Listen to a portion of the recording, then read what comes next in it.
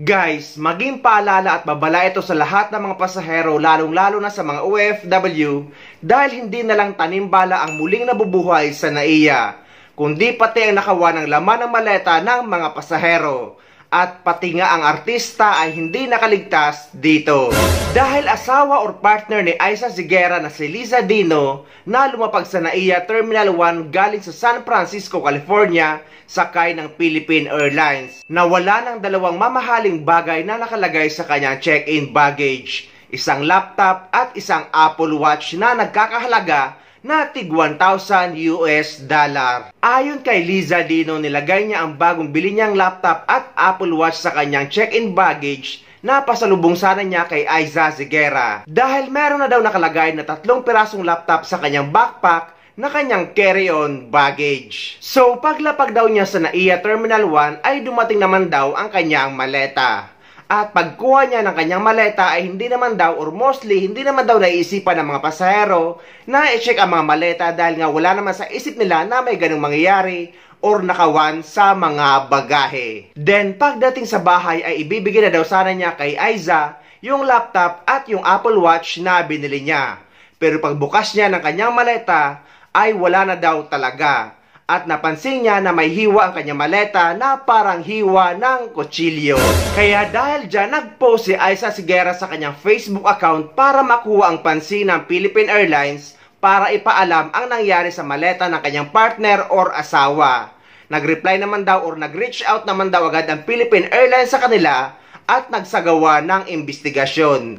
At after nga ng pag-iimbestiga ay wala na or hindi na nakita ang kanilang laptop at ang Apple Watch. So nag-decide na lang ang Philippine Airlines na i-compensate ito or bayaran. Ngunit ang babayaran ng PAL ay yung Apple Watch lang, hindi kasama yung laptop. What? Well, siguro in terms of this incident, sana magkaroon po ng proactive na action yung ating airport on how to address these matters. Kasi opo, nangyari po sa amin, swerte po kami dahil it can easily be cascaded because we're celebrities, kahit pa paano may influence po, pero paano po yung iba? Paano po yung iba na actually, when I posted, I saw a lot of I saw a lot of stories na kumbaga na may mga pinagdaanan din silang ganon na pero hindi na actionan. So siguro yun, kami, I'd like to say na yun nga po na we're thankful na mabilis naka-action, pero sana hindi siya limited sa mga taong kilala.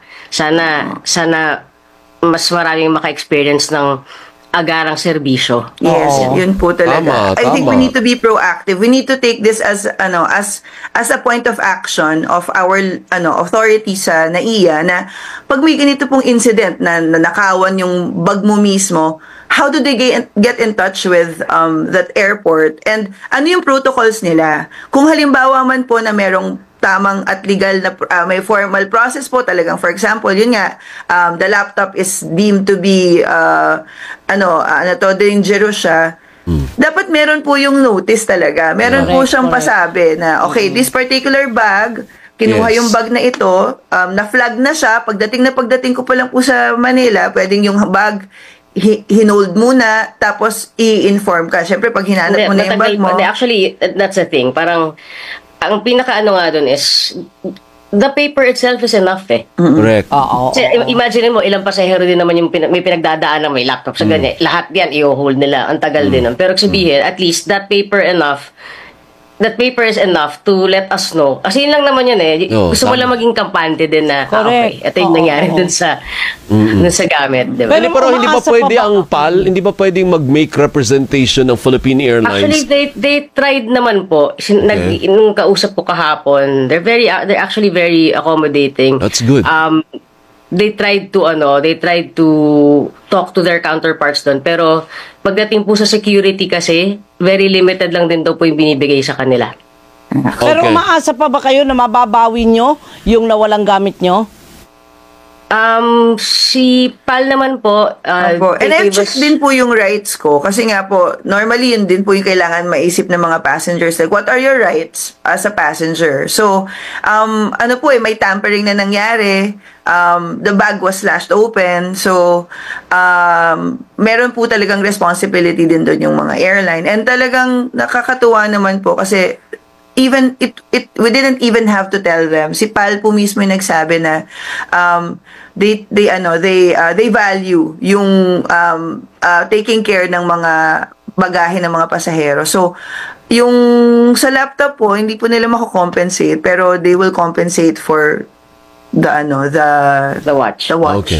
Incidentally, may press conference mamaya ang Department of Transportation at dun ata sa OTS Partner Office of Transportation Security.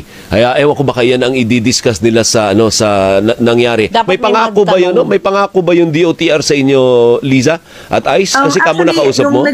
Nag-reach out po sila, I think, pero wala pa po kasi kaming naririnig back from them. It was really Pal swift action na medyo naging kumbaga ni-lean in, doon po kami nag-lean in kasi nga lagi silang nagbibigay ng updates po talaga hanggang kagabi. So kagabi, nag-resolve na po talaga sila na after 2 days of investigation,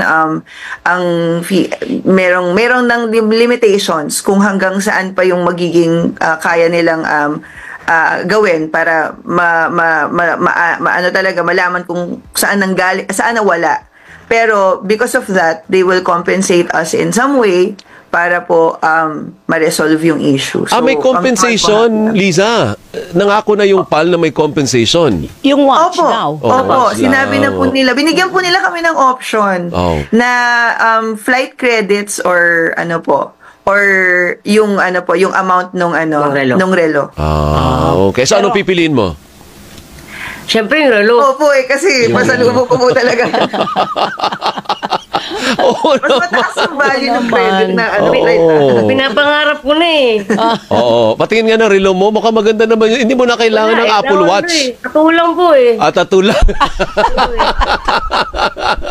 Sige, maraming sana mabalik. Sana mabalik. At sana ma-actionan po ng gobyerno kung dito man mangyari. Dahil nakakahiya po, Diyos mio. Worst airport na nga po tayo. Madadagdagan pa ng ganyan. Anak ng Sus Mario. Thank you, Ice. Maraming salamat, Liza. Thank you. Salamat po sa inyo. Good luck. Thank you. Ito nga yung sobrang nakakaasar sa NAIA dahil hanggang ngayon ay may mga nakawan pa rin ng mga laman ng maleta ng mga pasahero. Kaya hindi talaga advisable na maglagay ng mamahalin sa check-in baggage, kagaya ng mga gadgets, mamahaling relo, mamahaling bag, gold at pera. Though, hindi naman talaga dapat nilalagay ang laptop sa check-in baggage dahil meron nga itong lithium battery na pwedeng mag-cause ng sunog. So, dapat nakalagay ito sa inyong hand carry or laptop bag.